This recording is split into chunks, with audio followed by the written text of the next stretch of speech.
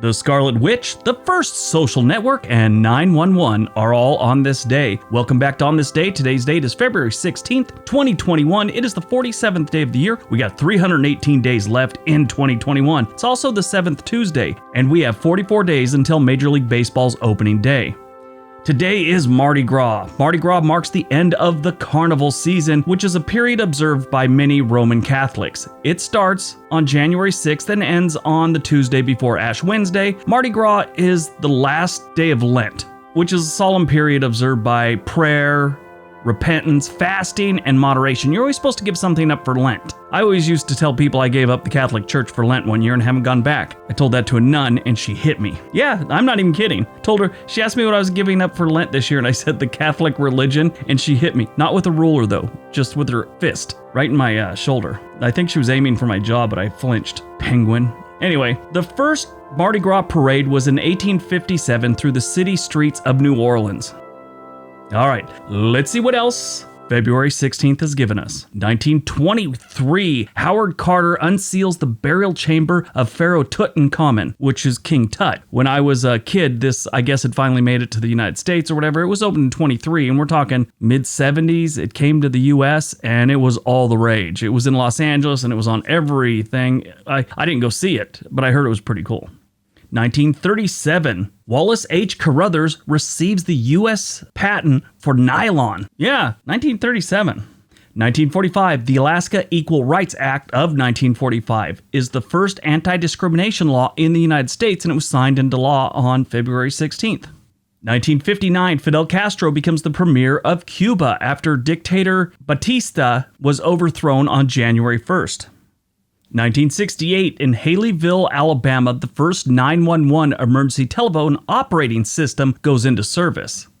Now, I haven't seen one in a long time, but I used to love when the news would play those stories about misusing 911, or if you're in, like Alabama or Mississippi, it's called 9/11. Anyway, they used to have the greatest stories, like the girl that called from the line in McDonald's because they told her they were out of McNuggets and she wouldn't get out of the line because she wanted her McNuggets, and it was just great. She called 911 to have a cop come out there and force McDonald's to give her some nuggets. Then you had an older gentleman who called like 15 times because he couldn't figure out his new iPhone and wanted them to send a cop over to help him. They finally sent one over and he was all liquored up. It was great. There's also another guy that called 911 because somebody stole his drugs, his illegal drugs at that. It was great. 1978, the first computer bulletin board system was created, the CBBS in Chicago. This was literally like the first version of a social network. You get on there and communicate with people through different little, put up a message and people would comment. It's a lot like Reddit is right now, but people were very social on these things. I got on one for a while called Babylon when it first started. Years later, Babylon became a place where you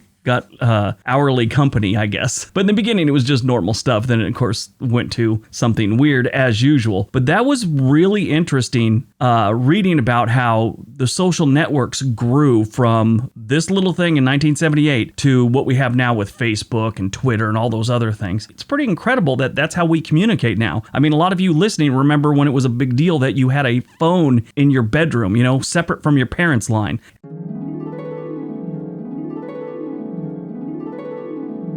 2006, the last Mobile Army Surgical Hospital, or MASH, is decommissioned by the United States Army. The Mobile Army Surgical Hospital refers to a United States Army medical unit serving as a fully functional hospital in a combat area of operation. The units were first established in August of 1945, and they were deployed during the Korean War and later conflicts. The successor to the MASH unit is called a combat support hospital. Now, I've been in one of these before for training only, though, and it was pretty interesting because we had to get there the day before. The part of the training thing when I was in the military was we were supposed to protect the MASH unit, and so we got there early and we set up our defensive perimeter, and then they came in. I was amazed how quick these people were up and going. I forget the amount of time, but they had several tents and vehicles and generators, all kinds of stuff going within about an hour.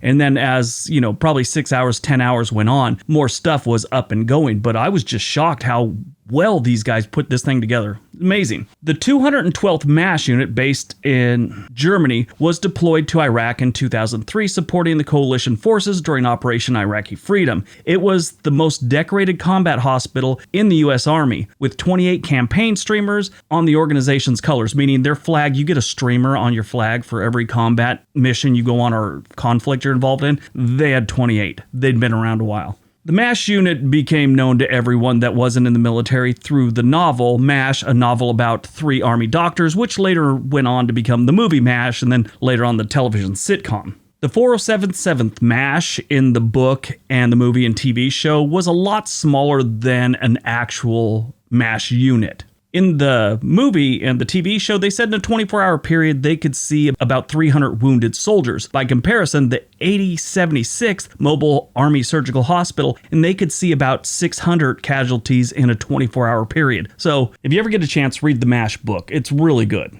Movies released on February 16th, 2018, The Black Panther, Marvel movie. Great movie. It was so much more than just a superhero movie. There was a great storyline to it. It was just done so well. And it's so sad that Chadwick Boseman is now dead, and they're gonna have to do something with the character. It's just, that was heartbreaking. I've never met the man, obviously, but apparently he's just such a nice guy.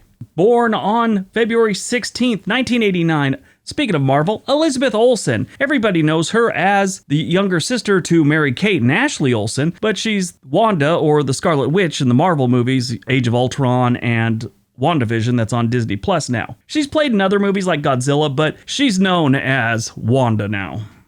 Died on February 16th, Eddie Foy. You probably never heard of him. His real name was Edwin Fitzgerald, and he was born in 1856. And he died in 1928 on February 16th. He was a vaudeville actor, comedian, dancer, vaudevillian, whatever you want to call him. And he did an interesting thing back at the time. He took all 7 of his kids and put them in the act. Eddie Foy and the 7 Little Foys. While Foy was a stern disciplinarian backstage, as they said, he portrayed an indulgent father on stage. Like, kids were everything. But apparently he was kind of a harsh dude. The Foys toured for over a decade and became a national sensation.